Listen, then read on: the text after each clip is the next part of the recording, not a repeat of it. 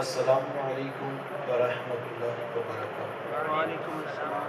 بتوفیق باری تعالیٰ مجھے اور آپ کو حضور علیہ السلام کے ذکر جمیل کی سعادت حاصل ہو رہی ہے، اور آپ جانتے ہیں کہ ماہ ربیع الاول شریف میں اہل ایمان کثرت سے حضور علیہ السلام کے ذکر سے اپنے قلوب و اذہان کو منور و معطر کیا کرتے ہیں، اور ایسا ہو بھی کیوں نہ، یقیناً حضور علیہ السلام کا ذکر اہل ایمان کے لیے باعث تسکین ہے۔ جب کسی کے لبوں سے وہ اپنے آقا و مولا کا نام نامی اسم گرامی سنتے ہیں تو ان کے دلوں میں ایمان کی حرارت بڑھتی چلی جاتی ہے۔ شیخ مہدی الفاسی مطالع المسرات شرح دلائل الخیرات میں لکھتے ہیں کہ حضور علیہ السلام کا ذکر سن کر جس شخص کے کلیجے میں ٹھنڈ نہیں پڑتی، اس کے سینے میں دھڑکنے والا دل کسی مومن کا دل ہی ہے۔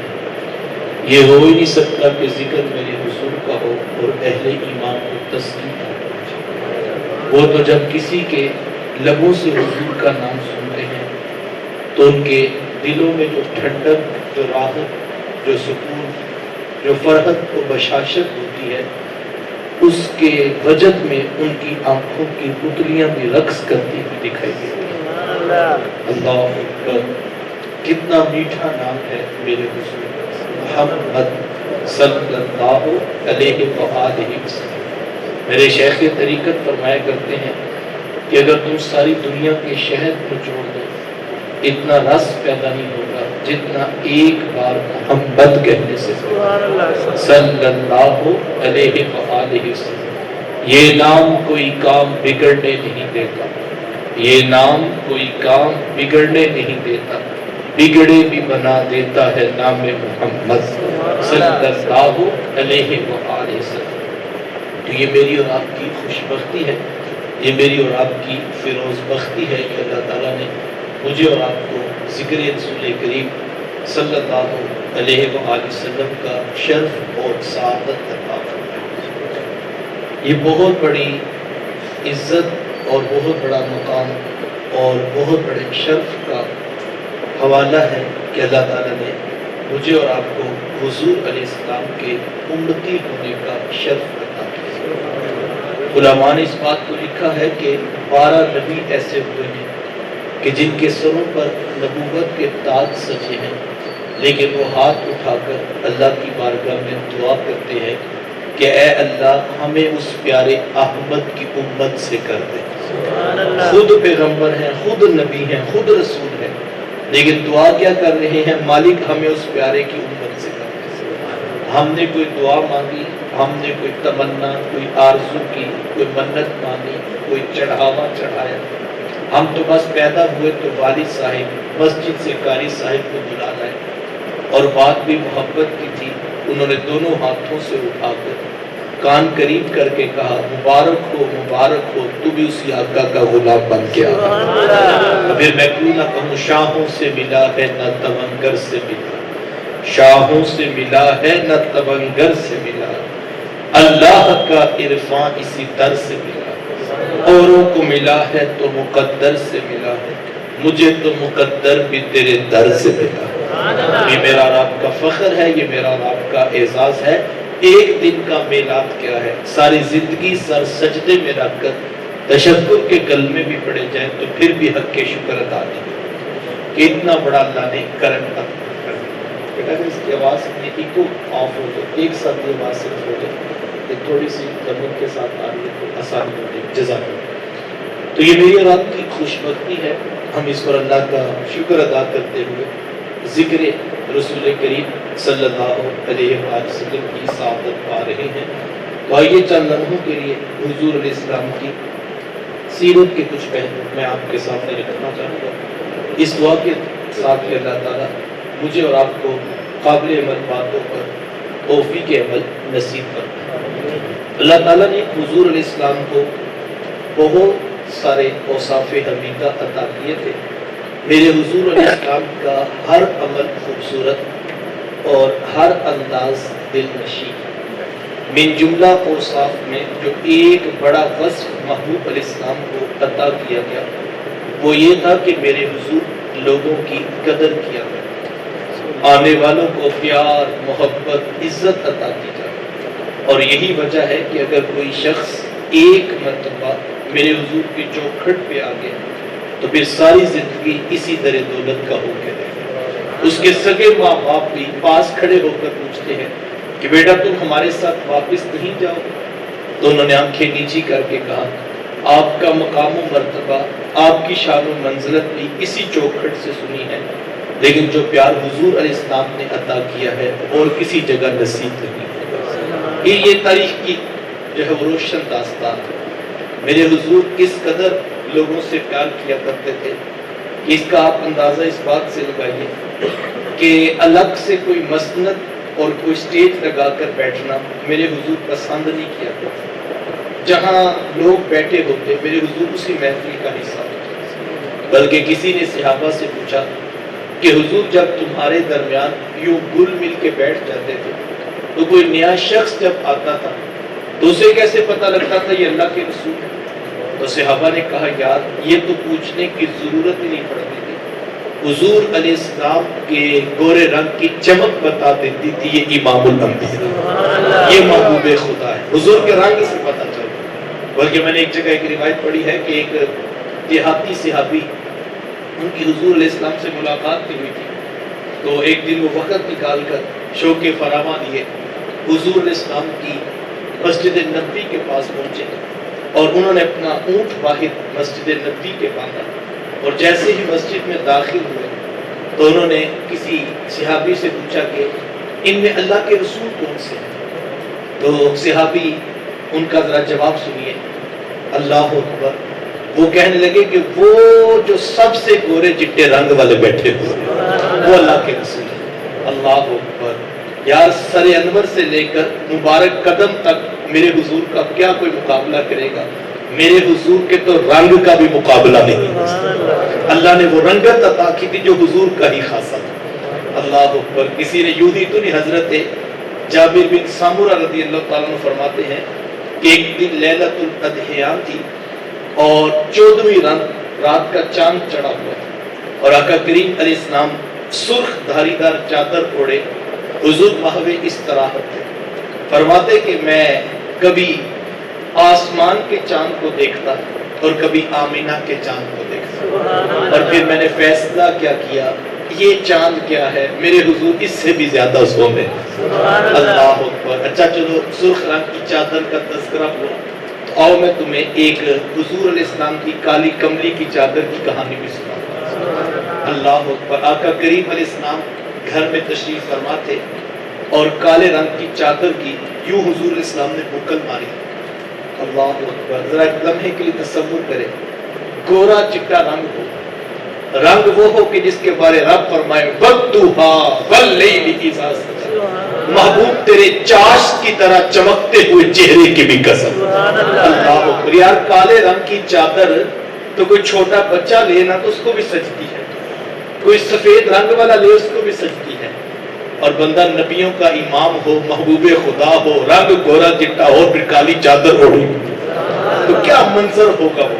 تو آقا کریم علیہ السلام نے یوں کالے رنگ کی چادر کی بکل ماری اور مسکرا کے حضرت عائشہ صدیقہ رضی اللہ تعالیٰ عنہا کی طرف دیکھا، اور حضور خود فرمائے کیف ترینی یا عائشہ، عائشہ پھر بتاؤ نا کیسے لگ رہے ہیں۔ آج حسن خود اپنا جلوہ دکھانے کو بےتاب، تو فرمائے کیف ترینی یا عائشہ، عائشہ بتاؤ پھر کیسا لگ رہا۔ حضرت عائشہ صدیقہ رضی اللہ تعالیٰ عنہا نے جو جواب دیا بڑا خوبصورت تھا، عرض کرتی ہے کہ حضور چادر کی سیاہی نے آپ کی گوری رنگت کو نکھار دیا اور آپ کے گورے رنگ نے چادر کی سیاہی میں پھول بھر دیے۔ اللہ اکبر۔ تو حضور اسلام کا رنگ اتنا خوبصورت، موضوع کہیں اور نہ چلا جائے تو میں واپس پلٹوں گا۔ تو حضور اسلام بات ہو رہی تھی جہاں صحابہ بیٹھے ہوتے حضور الگ سے نہ بیٹھتے، کوئی مسند لگا کے، کوئی سٹیج لگا کے، حضور اسلام کے لیے ممبر لگایا گیا ہے، آقا کریم علیہ السلام جلوہ فراز، لیکن جب محفل میں ہوتے تو حضور یوں ہی لوگوں کے درمیان تشریف فرما ہوتے، اور جو کام صحابہ کر رہے ہوتے میرے حضور اس کام میں شریک ہو گئے۔ اللہ اکبر۔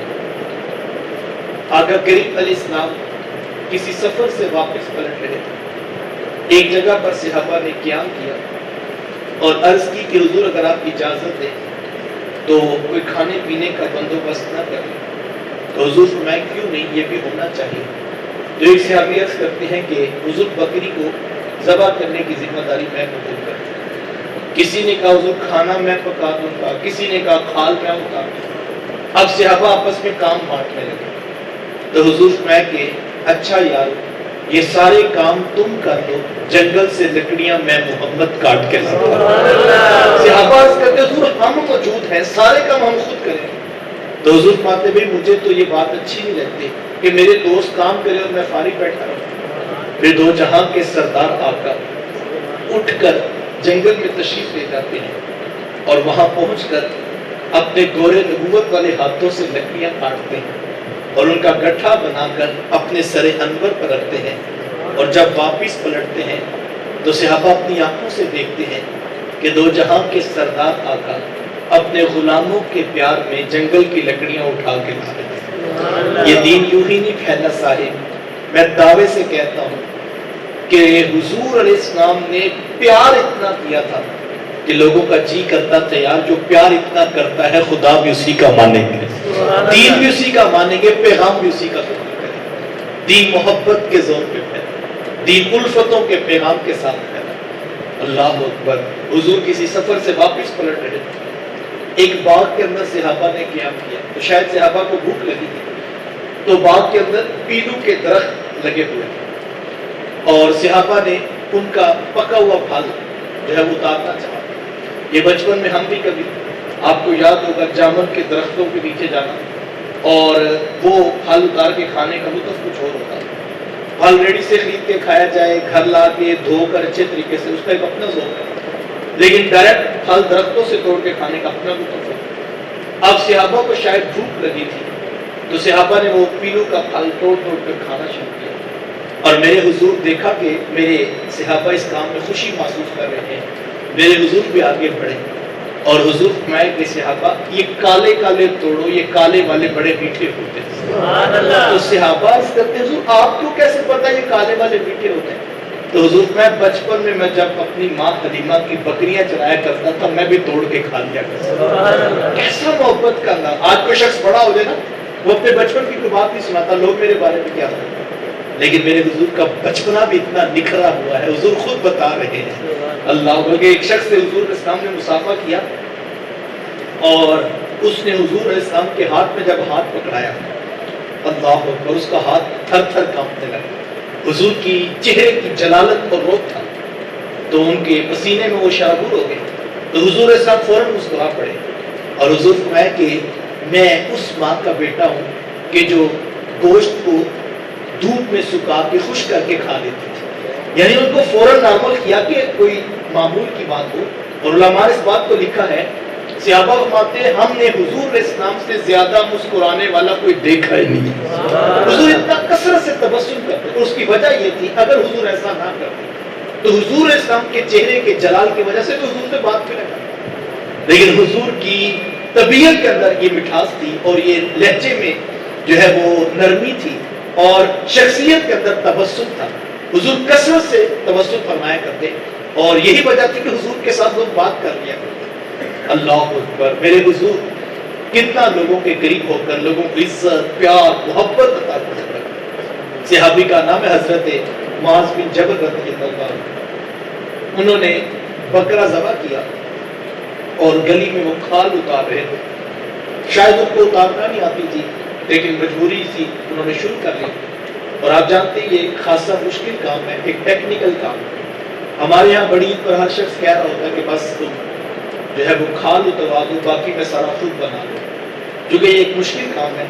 اب حضرت معاذ رضی اللہ تعالیٰ عنہ وہ شروع تو کر بیٹھے لیکن پریشان بیٹھے تھے کہ اب کیا کروں، اور یہ تو آپ جانتے ہی ہیں کہ جب امتی پریشان ہو تو آپ کا تو تشریف لے ہی آیا۔ گلی سے میرے حضور علیہ السلام کا گزر ہوا اور حضور علیہ السلام نے دیکھا کہ معاذ کچھ پریشان ہے، میرے حضور آگے بڑھے اور حضور میں معاذ بکرے کی کھال اس طرح تو نہیں اتارتے ہیں، آپ ذرا پیچھے ہٹیے نا، میں آپ کو اتارنا سکھاتا ہوں۔ اور پھر حضور پورے بکرے کی کھال کھڑے ہو کر اتارتے ہیں اور ساتھ ساتھ بتاتے ہیں ماذ یہاں سے ایسے اتارتے ہیں اور یہاں سے ایسے اتارتے ہیں۔ میں سوچ پہ پڑ جاتا ہوں یار، حضور سے بھی قیمتی وقت بلا کسی کا ہو، قاری نبوت کی اہم ذمہ داریاں اور پورے دین کو پورے عالم پر غالب کرنا ہے۔ هو الذی ارسل رسولہ بالہدی ودین الحق لیظہرہ علی الدین کلہ۔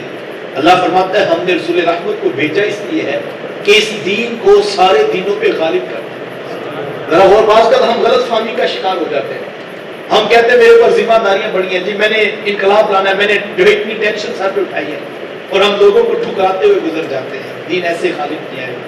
حضور علیہ السلام ایک شخص کے پاس کھڑے ہو کر ان کی مدد کرتے ہیں، کیوں؟ اس لیے کہ میرے حضور جانتے تھے یہی چراغ جلیں گے تو بزم عالم میں محبت پھیلے گی۔ میرے حضور لوگوں کی قدر کیا، کتنی قدر کیا کرتے تھے۔ شخص کا نام ہے حضرت جریر بن عبداللہ رضی اللہ تعالیٰ، فرماتے ہیں کہ میں حضور علیہ السلام کی مجلس میں پہنچنے میں تاخیر ہو گئی، اور جیسے ہی میں مسجد میں پہنچا اور میں نے جا کر دروازہ کھولا تو پورا کمرہ کھچا کھچ لوگوں سے بھرا ہوا اور ایک شخص کے بیٹھنے کی بھی گنجائش تھی۔ فرماتے کہ میں نے سوچا کہ چلو یہی نیچے زمین پر بیٹھ کر، خیال آیا ہوگا چلو آج چہرہ انور کی زیارت نہیں ہوگی لیکن رس بولتا ہوا لہجہ تو کانوں تک پہنچے گا، آج سبق کسی طرح سن لیں۔ فرماتے میں نیچے بیٹھنے لگا، اور آداب مجلس بھی یہی ہے کہ جو پہلے آئے وہ آگے بیٹھے اور جو بعد میں آئے وہ پیچھے بیٹھے، لوگوں کی گردنیں پھیلا کر آگے آنے سے منع کیا گیا۔ اور اس عنوان پر اتنی سخت روایت ہے کہ یہاں تک فرما دیا کہ جو شخص جمعہ کے دن لوگوں کی گردنیں پھیلا کر آگے آیا، فرمایا گویا کہ اس نے جہنم کی طرف پل بنایا۔ اتنا سخت حکم ہے اس عنوان کا۔ یہ روایت ہم نے بچپن میں سنی، علماء نے اس کو بیان کیا، میٹرک کے سلیبس کا بھی غالباً یہ حصہ تھا، لیکن ہماری آج بھی یہی پریکٹس ہے۔ 1:45 ہو گئے ہیں، پوری مسجد کھچا کھچ لوگوں سے بھری ہوئی، ایک شخص پیچھے سے پھلانگتا ہوا 10 صفحے کراس کر کے آگے پہلی صف میں بیٹھتا ہے۔ جناب یہ کون ہوتے ہیں؟ جناب یہ مسجد کے صدر ہوتے ہیں۔ یہ کون صاحب ہوتے ہیں؟ جناب یہ 10,000 روپے فنڈ دیتے ہیں نا، تو ہم 1 بجے آئیں یا ہم 2 بجے آئیں، ہم لوگوں کی تذلیل کر کے آگے پہلی صف میں بیٹھے، ہم اپنی چدراہٹ لا کر مسجد میں دکھانا چاہتے ہیں۔ اتنا سخت حکم ہے، فرمایا گویا کہ اس نے جہنم کی طرف پل بنایا۔ اور اس کا ایک حکم علماء نے یہ بھی بیان کیا کہ کل قیامت کے دن اس کے بدن کا پل بنایا جائے گا اور لوگ اس کے اوپر سے گزرے گا۔ کیوں؟ اس لیے کہ یہ دنیا میں لوگوں کی تذلیل کرتا ہے۔ دیکھو یہ اللہ کا گھر ہے، اللہ کے گھر میں جب بھی ہم جائیں، دیکھو کسی بادشاہ کی چوکھٹ پہ ہم جائیں تو ہم سر جھکا کے کپڑے دیکھ کر ایک ایک قدم پھونک پھونک کرتے ہیں، کہیں یہاں کی کوئی چیز نہ ٹوٹ جائے، کسی کو یہاں سے تکلیف نہ پہنچے۔ تو جب اللہ کے گھر میں بھی ہم آئیں تو ہم عجز کے ساتھ ہم رب کے حضور جھکتے ہوئے آئیں کہ مالک تیرا کرم کہ تو نے ہمیں بتایا۔ اور علماء نے یہ بات لکھی ہے، آپ کے شہر لاہور کی کہانی ہے کہ میں خود مسجد میں موجود تھا، اقامت ہو چکی تھی، صفیں باندھی جا چکی، قاری صاحب نے رخ پیچھے کیا اور ایک نوجوان جو پہلی صف پہ کھڑا تھا اس کو مخاطب کر کے کہا بیٹا آپ پیچھے چلے جائیں اور حاجی صاحب کو آگے کریں۔ کیوں بھائی؟ حاجی صاحب نے پہلی صف میں نماز پڑھنی تھی، وہ ٹائم سے آتے، آپ کو کس نے حق دیا ہے کہ آپ اپنی مرضی سے لوگوں کو صفوں میں کھڑا کریں؟ اسلام نے اس کی اجازت دی، علماء نے اس کی مسئلہ لکھا ہے جو میں بات کرنے لگا کہ اگر ایک چھوٹا بچہ ہے، نماز کے احکام جانتا ہے، طریقہ جانتا ہے، قواعد و ضوابط جانتا ہے، پوری مسجد میں جہاں وہ چاہے کھڑے ہو کے نماز پڑھ سکتا ہے، کوئی شخص اس کو ہٹا نہیں سکتا۔ کیوں؟ اس لیے کہ اب وہ اس قابل ہو چکا ہے کہ اس کے دل کا تعلق عرش کے رحمان سے جڑ چکا ہے، اب وہ بھی اتنا معتبر ہی نمازی ہے جتنے آپ معتبر ہیں۔ دیکھو میں اس بات کو گوارا کرتا ہوں کہ میرے گھر کے ڈرائنگ روم میں 4-5 مہمان میرے بلائے ہوئے آئیں اور کوئی کسی کو اٹھا کے کہ یہاں نہیں بیٹھنا ہے وہاں بیٹھنا ہے، میں اس بات کو برداشت کرتا ہوں۔ آپ اس بات کو گوارا کرتے ہیں؟ بلکہ ہم بعض اوقات دیکھتے ہیں دو لوگوں کا آپس میں اختلاف ہوتا ہے کسی شادی بیاہ کی تقریب میں، جب وہ آپس میں الجھنے لگتے ہیں تو میزبان آگے بڑھتا ہے اور کہتا ہے جناب یہ اپنا جھگڑا اپنے گھر رکھیے گا، میرے لیے یہ بھی میرے مہمان ہیں معتبر ہیں، آپ بھی میرے مہمان ہیں معتبر ہیں، یہ ہمارا شادی کا فنکشن ہے، ہمارے لیے سارے اچھے اور سارے ہی عزت اور احترام کے قابل ہیں، میں گوارا نہیں کرتا کہ میری دعوت پہ آئے ہوئے شخص کو کوئی شخص ٹھکرا دے، آپ اس بات کو برداشت نہیں کرتے، خیال کیجئے گا وہ جو مسجد میں آیا ہوا ہے وہ کوئی پرایا نہیں، رب کی دعوت پہ آیا ہوا، رب نے اس کو بلایا، اس کے نمائندے نے کہا تھا حی علی الصلاۃ حی علی الفلاح۔ آج لوگ مسجدوں سے کچھ دور ہو گئے تو مجھے اور آپ کو اپنے رویوں پہ بھی غور کرنا ہوگا کہ کہیں ہماری وجہ سے تو نہیں کوئی دور ہو رہا۔ حضرت عمر رضی اللہ تعالیٰ عنہ نے فرمایا، کہا یہ نہ دیکھو کہ تمہاری وجہ سے کتنے لوگ دین میں داخل ہو رہے ہیں، بلکہ یہ دیکھو کہ تمہاری وجہ سے کسی کا رستہ خراب تو نہیں ہو رہا۔ ہمیں یہ بھی عزت دیجیے، لوگوں کو پیار دیجیے، لوگوں کو محبت دیجیے۔ اگر اللہ نے آپ کو پنجگانہ نماز کا شرف عطا کیا، آپ مقتدی ہیں مسجد میں، تو اوروں کے لیے کشادہ بازو کھولیے، اوروں کو قریب کیجیے اور لوگوں کے لیے محبت کا ماحول فراہم کیجیے۔ اللہ اکبر۔ اسلام عزتوں کے ساتھ پھیلے۔ شخص کا نام ہے اسود، رنگ کا کالا اور ذات کا غلام۔ رنگت کی سیاہی اور ذات کی غلامی کی وجہ سے کوئی شخص اسے پاس نہیں اٹھاتا، لوگ دیکھ کے رخ پھیر لیتے ہیں۔ ایک دن ٹوٹا دل لے کر درے حبیب پہ آن بیٹھا، آ کر اپنے سادہ لہجے میں عرض کرتا ہے کہ حضور جی اگر اسود ایمان لے آئے تو اسود کو کیا ملے؟ میرے حضور چاہتے تو جنت کی خوشخبری سنا دیتے، میرے حضور چاہتے تو جہنم سے آزادی کی خبر بتا دیتے، لیکن بند سینوں کے درد جاننے والے حضور جانتے تھے اسود کو بھی جنت کی خوشی نہیں اور نہ ہی اسود کو جہنم سے آزادی کی خبر چاہیے، اسود تو کسی اور درد میں تڑپ رہا ہے۔ عرض کی حضور اگر اسود ایمان لے آئے تو اسود کو کیا ملے گا؟ میرے حضور مسکرا کے فرمایا جو ابو بکر اور عمر کو ملا وہی اسود کو ملے گا۔ اگر اسود پہلے آ گیا تو اسود پہلی صف پہ بیٹھے گا، ابو بکر پچھلی صف پہ۔ کیوں؟ یہ اسلام ہے، ان اکرمکم عند اللہ اتقاکم، اللہ کے ہاں وہی معتبر ہے جو زیادہ تقوی۔ دیکھو کفار جو اسلام پر بہت سارے اعتراضات کرتے تھے اپنے گمان میں، جو سوال اٹھاتے تھے، ان میں سے ایک سوال وہ یہ بھی اٹھاتے تھے، وہ کہتے تھے ہم بھی آپ کی بات سنتے ہیں، ہم بھی آپ کے پاس بیٹھتے ہیں، لیکن پہلے اپنے پاس سے بلال کو اٹھاؤ، پہلے اپنے پاس سے یہ غریب، یہ مفلس لوگ، یہ غلام ابن غلام ہے، ان کو اٹھاؤ، ہمارے لیے الگ سے مسجدیں بناؤ، پھر ہم آ کے آپ کی بات سناؤ۔ میرے حضور نے بھی جواب دینا تھا کہ رب کا پیغام آ گیا، محبوب کوئی آتا ہے تو آئے، کوئی نہیں آتا تو نہ آئے، بلال آپ کے نیڑے لگ کے ہی بیٹھے۔ بلال کو نہیں اٹھانا، سہیب کو نہیں اٹھانا۔ مطلب کیا؟ محبوب جس نے تیرا کلمہ پڑھنا اسے بلال سے یاری لگانی پڑے گی، اس کو سہیب کو سینے سے لگانا پڑے گا، یہی تو سکھانا ہے۔ اسی لیے تو فرمایا تھا کسی کو کالے کو کسی گورے پر، کسی گورے کو کسی کالے پر کوئی فضیلت نہیں، کسی عربی کو کسی اجمی پر، کسی اجمی کو کسی عربی پر کوئی فضیلت نہیں۔ فرمایا فضیلت کا ایک ہی معیار ہے، ان اکرمکم عند اللہ اتقاکم، اللہ کے ہاں وہی معتبر ہے جو زیادہ تقوی والا ہے۔ تو خیر بات لمبی نہ ہو جائے، حضرت جریر بن عبداللہ رضی اللہ تعالیٰ عنہ فرماتے میں مجلس میں داخل ہوا تو آگے تو بیٹھنے کی گنجائش نہیں تھی، تو میں نے سوچا چلو یہی نیچے زمین پر بیٹھ جائے۔ فرماتے میں بیٹھنے ہی لگا تھا کہ میرے حضور علیہ السلام کی نگاہ کرم ہو گئی۔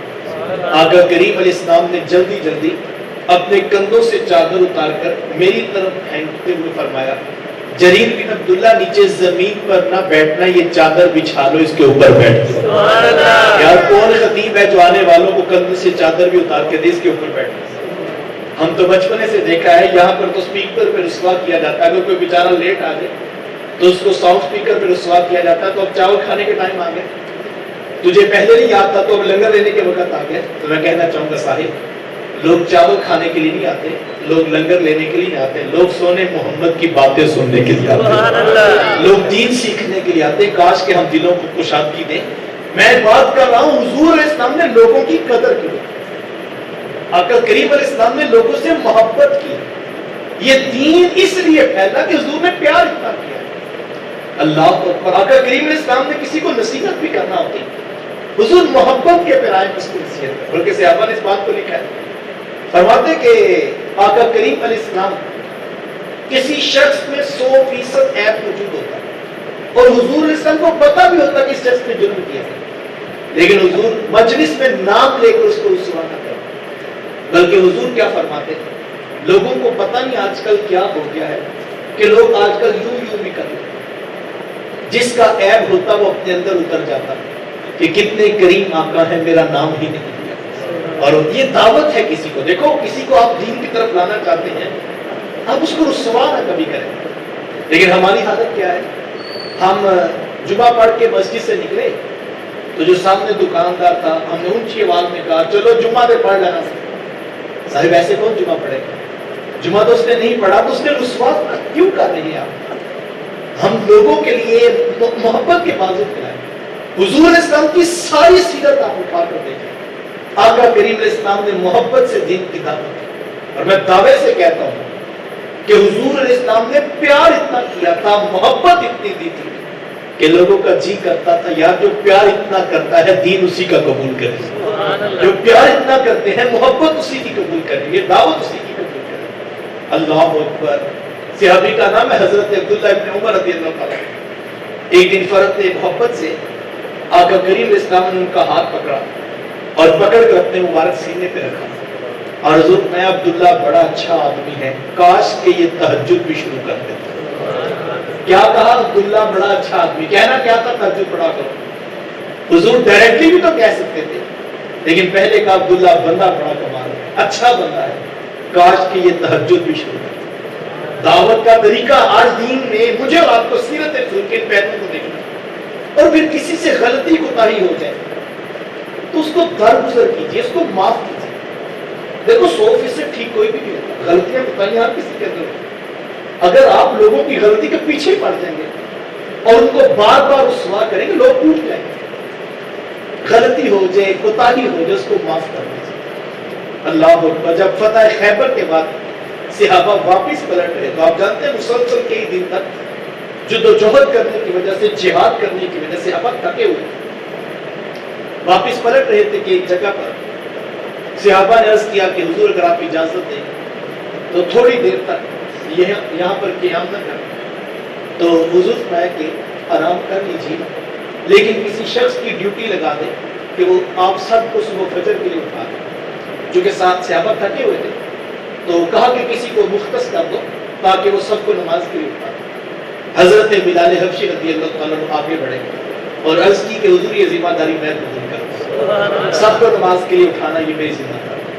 اب صحابہ سو کے مطمئن، جب بندہ کسی کو کہہ دیتا پھر وہ مطمئن ہو کے سوتا ہے۔ روٹین میں وہ اگرچہ گھر کی روٹین ہوتی ہے، بندہ اٹھ جاتا ہے، لیکن کبھی تھکا ہو، سفر میں ہو تو مختص کر دیا، خوب سیر ہو کے صحابہ سو رہے۔ حضرت بلال حبشی رضی اللہ تعالیٰ نے سوچا کہ اگر میں سو گیا تو میں نے تو اٹھانا ہے، میں کیسے اٹھاؤں؟ چلو سونا کیا ہے، میں حضور کے قریب کر کے مصلی بچھا کے نفل پڑھا۔ اب مصلی بچھایا، نفل پڑھا، اب یہ بھی تھکے ہوئے تھے ظاہری بات ہے، تو جیسے ہی فجر کی نماز کا وقت قریب آنا چاہا تو حضرت بلال حبشی رضی اللہ تعالیٰ اونٹ کے ساتھ ٹیک لگائی کہ چلو تھوڑا سا کمر کو سیدھا کر۔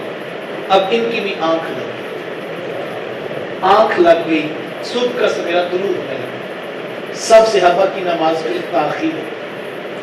حضرت بلال حبشی رضی اللہ عنہ اٹھے، صحابہ اٹھے، اب ہر کوئی پریشان ہے کہ نماز میں تاخیر ہو، ہر کسی کی پریشانی اپنی جگہ تھی نماز کے حوالے، لیکن اگر آپ امیر کے حکم یا دیگر چیزوں کو دیکھیں تو حضرت بلال حبشی رضی اللہ عنہ کی پریشانی کوئی اور تھی کہ میں نے تو سب کی ذمہ داری لی تھی۔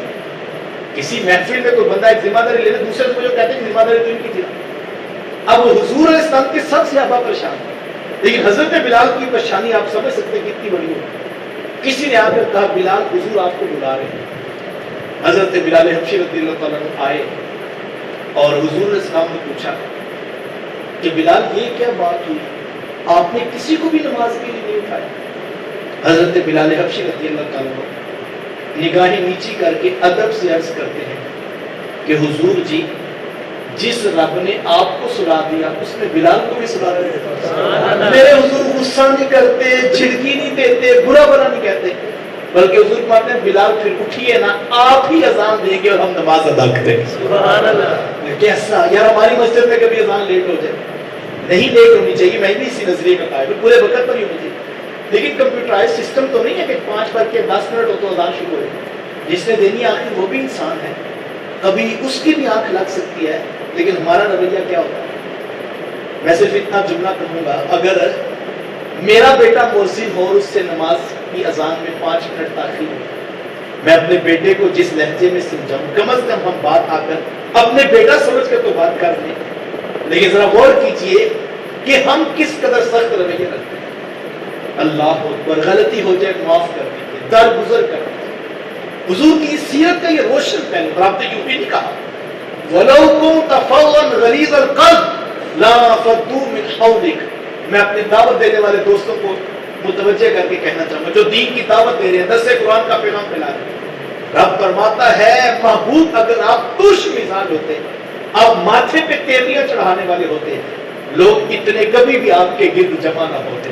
محبوب یہ جو تیرے ارد گرد ہجوم عاشقاں ہے، بلال حبشے سے آ رہا ہے، سلمان فارس سے آ رہا ہے، صہیب روم چھوڑ کے آ رہے ہیں، محبوب یہ تیرے میٹھے لہجے کا کمال ہے، محبوب یہ تیرے خلق کریمانہ کا تصدق ہے، یہ تیرے لہجے کی مٹھاس ہے، یہ تیرا عفو و کرم کا بادل جو برس رہا ہے، تو لوگوں کی خطائیں کو معاف کر رہا ہے، غلطیوں کو کوتاہیوں کو درگزر کرتے ہو، تو محبوب یہ آپ کے میٹھے لہجے کا کمال ہے کہ اتنے لوگ آپ کے گرد جمع ہیں، تو ہمیں خلق کریمانہ کے ساتھ محبت کے بازو پھیلا کر سیرت کے اس پہلو کو، میں نے کہا غلطی دیکھو 100% ٹھیک کوئی بھی نہیں ہوتا۔ حضرت انس رضی اللہ عنہ صحابی رسول ہے، فرماتے میں 10 سال اللہ کے رسول کی خدمت کی، اور 10 سال میں ایک مرتبہ بھی ایسے نہیں ہوا کہ میرے حضور نے مجھے ڈانٹا ہو یا برا بنا۔ حضور اسلام نے ہمیشہ مجھے محبت، کبھی انس کہہ کے پکارتے، کبھی انیس کہہ کے پکارتے، اور کبھی حضور ذوق میں آتے، حضور کہتے یا ذل اذنین، اور 2 کانوں والے ہماری بات بھی سن لیجیے۔ ہر کسی کے 2 کان ہوتے ہیں، لیکن حضور یوں بھی محبت سے پکارتے۔ اب حضرت انس، بلکہ ایک دن حضرت انس فرماتے ہیں کہ حضور علیہ السلام نے مجھے کسی کام بھیجا، اور میں گھر سے نکلا تو رستے میں بچے کھیل رہے ہیں، تو فرماتے ہیں کہ میں بچوں کا کھیل دیکھنے میں مصروف ہوں، یہ بھی چھوٹے بچے تھے، فرماتے ہیں میں بچوں کا کھیل دیکھنے میں مصروف ہوں، اور مجھے یاد ہی نہ رہا کہ حضور نے مجھے کدھر بھیجا۔ یہ ہمارے یہاں بھی ہو جاتا ہے، بعض کر بچے کو مہمان کے لیے پانی لینے بھیجیں بوتل، تو بچے ہوتے ہیں، وہ دکان پہ جا کے کبھی گیند کا ریٹ پوچھتا ہے، کوئی بلے کا پوچھتا ہے، وہ بھی بھول جاتا ہے کہ میں کدھر آیا، اور گھر مہمان بیٹھے ہوتے ہیں، بسکٹ کا انتظار ہو رہا ہے، تو ہمارا انداز کیا ہوتا ہے، ہم کس طرح اپنے بچے کو لے کر آتے ہیں، لیکن ذرا حضور کا انداز دیکھیے۔ حضرت انس رضی اللہ تعالیٰ فرماتے ہیں میں بچوں کا کھیل دیکھا، تھوڑی دیر کے بعد میں نے دیکھا کہ کسی کا خوشبو بھرا ٹھنڈا ہاتھ میری گردن پہ آیا، فرماتے میں نے پیچھے پلٹ کر دیکھا تو ہوا رسول اللہ صلی اللہ علیہ وسلم، وہ اللہ کے رسول تھے، اور حضور نے فرمایا انس آپ وہاں آئے ہوئے جہاں ہم نے آپ کو بھیجا تھا۔ عرض کی حضور میں وہیں جا رہا ہوں، دوڑ لگا دے، حضور مسکراتے رہے، اور حضرت انس حضور میں وہیں جا رہا ہوں جہاں آپ نے بھیجا تھا۔ بلکہ حضرت انس رضی اللہ تعالیٰ عنہ فرماتے ہیں بعض کا گھر کے کام کاج کرتے ہوئے میرے سے کوئی برتن ٹوٹ جاتا، ازواج مطہرات میں سے کوئی مجھے ڈانٹنے لگتا، تو میرے حضور جلدی سے میرے وکیل بن کے درمیان میں کھڑے، اور حضور فرماتے ہیں میرے انس کو کچھ نہیں کہنا، اگر یہ برتن ٹوٹ گیا ہے تو میرے انس کا قصور تو نہیں، تمہارے برتن کی عمر ہی تھوڑی تھی، یہ بنا اتنے دنوں کے لیے تھا، بس ٹوٹ گیا بات ختم۔ کتنی بڑی بات، میں کہتا ہوں آج کس مجلس سے ہم یہ ایک جملہ ہی اپنے دل میں اتاریں۔ ہمارے گھروں میں برتن ٹوٹ جاتے ہیں، کبھی بہت سے برتن ٹوٹ گئے، ظاہری بات ہے جس نے سارے برتن روزانہ نکالنے ہیں، سنبھالنے ہیں، رکھنے ہیں، ٹوٹ سکتا ہے، اور برتن ٹوٹ ہی جاتے ہیں، تو ہمارا رویہ کیا ہوتا ہے؟ 100 روپے کی پلیٹ کی خاطر ہم پچھلا خاندان بھی ساتھ ہی توڑ دیتے ہیں۔ میں ایک لمحے کے لیے دیکھوں کیا میں اس بات کو برداشت کرتا ہوں؟ کوئی 100 روپے کی پلیٹ کی خاطر میری بیٹی یا بہن کو سسرال میں گالیاں دے، کیا آپ اس بات کو برداشت کرتے ہیں؟ لیکن اپنی بیٹی کے لیے تو ہم نہیں برداشت کرتے، جو کسی کی بیٹی ہمارے گھر میں بہو بن کے بیٹھی ہے ہم ایک لمحے میں پورا خاندان کھول دیتے ہیں۔ ایسا نہ کیجئے، اللہ سے ڈریے، یہ چیزیں ختم ہو جاتی ہیں، یار انسان ختم ہو جاتے ہیں، چیزوں کی کیا بات ہے۔ چیزیں ٹوٹ جائیں بازاروں سے نہیں مل جاتی ہیں، لوگ ٹوٹ جائیں قبروں میں چلے جائیں واپس پلٹ کر نہیں آتے۔ چیزوں کی بجائے لوگوں سے پیار کرنے کا مزاج ہے۔ حضرت نبی رحمت صلی اللہ علیہ وسلم کی سیرت ہمیں یہ سکھاتی ہے۔ حضور معاف کر دیتے، خطائیں معاف کر دیتے، غلطیاں معاف کر دیتے۔ جس وقت حضور اسلام فاتح مکہ بن کے مکہ تو مکرمہ میں داخل ہوئے تو آقا کریم اسلام نے عام اعلان کر دیا کہ جو شخص ہتھیار پھینک کے اس کو معاف کر دو، اس کو قتل نہیں کرنا، بوڑھوں کو قتل نہیں کرنا، بچوں کو قتل نہیں کرنا، جو ابو سفیان کے گھر میں آ جائے اس کو قتل نہیں کرنا، جو حرم کی حدود میں آ جائے اس کو قتل نہیں کرنا۔ عام معافی کا اعلان کر دیا، لیکن کچھ لوگوں کے حضور اسلام نے نام گنوائے، یہ جہاں پر ملے ان کو قتل کر۔ ان میں ایک نام تھا کعب کا، یہ حضور اسلام کی ہجرت کیا کرتا۔ آقا کریم اسلام نے آرڈر جاری کر دیا، جو تم میں سے کوئی کعب کو دیکھو اس کو وہی قتل کر۔ کعب کو پتہ لگ گیا کہ میرے بارے میں اتنے سخت آرڈر جاری ہوا، یہ راتوں رات شہر مکہ چھوڑ کے بھاگ گئے۔ اتفاق سے ان کے بھائی ایمان لا چکے تھے، انہوں نے کعب کے نام خط لکھا، کہا کہاں کہاں بھاگو گے؟ آقا کریم اسلام نے لکھ دیا ہے، کہہ دیا ہے کہ جہاں دیکھو ان کو قتل کر دو، لہذا بچ تو نہیں پاؤ گے، کبھی نہ کبھی صحابہ کی تلوار تمہیں کاٹ کے رکھ دے، لیکن ایک طریقہ ہے، کسی طریقے سے چھپ چھپا کے اس کریم آقا کی بارگاہ تک پہنچو، تو بڑے کریم ہے وہ آنے والے کو معاف کر دے۔ کعب نے خط پڑھا تو دل میں امنگ جاگی، قتل تو ویسے بھی کر دینا ہے انہوں نے، کوشش کرنے میں حرج نہیں ہے۔ رات کا اندھیرا تھا، حضور سہن حرم میں بیٹھے، کعب کالے رنگ کی چادر کی بکل مار کے آگے دھیرے سے محفل میں بیٹھے، آواز کو بدل کر لہجہ تبدیل کر کے عرض کرتا ہے کہ حضور کعب کے بارے میں بڑا سخت آرڈر کیا ہے، اگر کہیں سے کعب کو ڈھونڈ لائیں تو معاف کر دیں گے۔ میرے حضور مسکرائے اور حضور میں کعب تو آج ہو گیا، جا تجھ کو محمد نے معاف کیا۔ وہ جو چھپ کے بیٹھے تھے کہیں میرے قتل کے آرڈر نہ کر دیں، ادھر حضور نے معاف کیا، ادھر کعب کے لبوں پہ کلمہ رسول جاری ہو، تیری تک کے اداواں میں مرید ہوں۔ اللہ اکبر۔ اچھا ادھر حضور اسلام کا کلمہ پڑھا، ادھر وہ حضرت کعب رضی اللہ تعالیٰ عنہ بن گئے۔ لوگ کہتے ہیں نسبت سے کیا ہوتا ہے، میں کہ لمحے میں دیکھو تو صحیح کہاں پہنچا۔ ایک لمحہ لگا، اس سے قبل صحابہ خون کے پیاسے جانی دشمن تھے، لیکن ایک لمحہ لگا وہ حضرت کعب رضی اللہ تعالیٰ عنہ بن گئے۔ اللہ اکبر۔ اچھا حضور نے معاف کر دیا، وہ اسلام لے، بات ختم ہوگی۔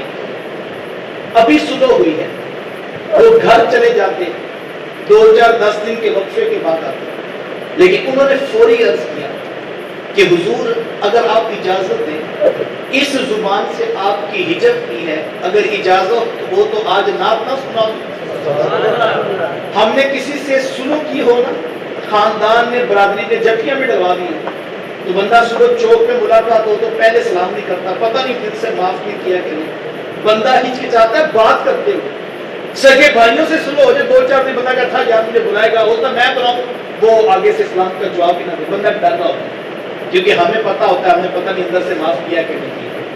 لیکن ابھی کعب ایمان لائے ہیں تو پتا تھا یہ رسول جو زبان سے کہتے ہیں دل سے بھی وہی کہتے ہیں، انہوں نے مجھے دل سے معاف کر دیا ہے، اور اب جس قدر ابو بکر عمر معتبر ہے اسی طرح اب میں کعب بھی معتبر ہو گیا، اب میں بھی آج کے رسول ہوں، میری بھی بات سنی جائے گی۔ فوراً عرض کرتے ہیں حضور اگر اجازت دے تو نعت نہ سنا دوں، تو حضور علیہ السلام نے کہا کعب ذرا ٹھہر جاؤ، مجمع لگ لینے دو، منبر بچھ لینے دو۔ منبر بچھ گیا، مجمع لگ گیا، کہا کعب اس کے اوپر کھڑے ہو کے میری نعت سنا دو۔ محبت محبت محبت فاتح عالم ہے، مجھے اور آپ کو پیار کے لہجے میں حضور کی محبت میں آپ چراغاں کر رہے ہیں، راہوں میں پھول کلیاں پتیاں بچھا رہے ہیں، مٹھائیاں بانٹ رہے ہیں، دیگیں تقسیم کر رہے ہیں، سب باعث برکت ہے۔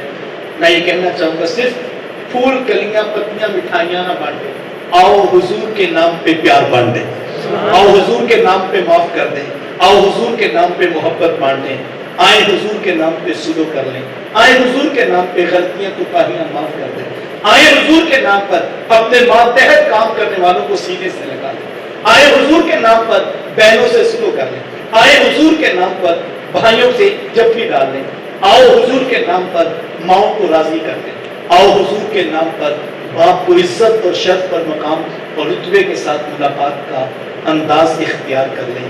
یہ حضور کا دین ہے. مجھے محبت، پیار، الفت، عزت اور احترام میرے رسول کی دہلیز سے ملا. آئیے ہم اس دین کو، جو عزتوں والا دین ہے، جو محبتوں والا دین ہے، جو لوگوں کی قدر کرنا سکھاتا ہے، ہم حضور اسلام کی تعلیمات سے روشنائی حاصل کر کے، حضور کے کلمات سے عقیدت حاصل کر کے میں اور آپ اپنے حصے کی شمع کو روشن کریں. اللہ مجھے آپ کو توفیق عطا نصیب فرمائے. وآخر دعوانا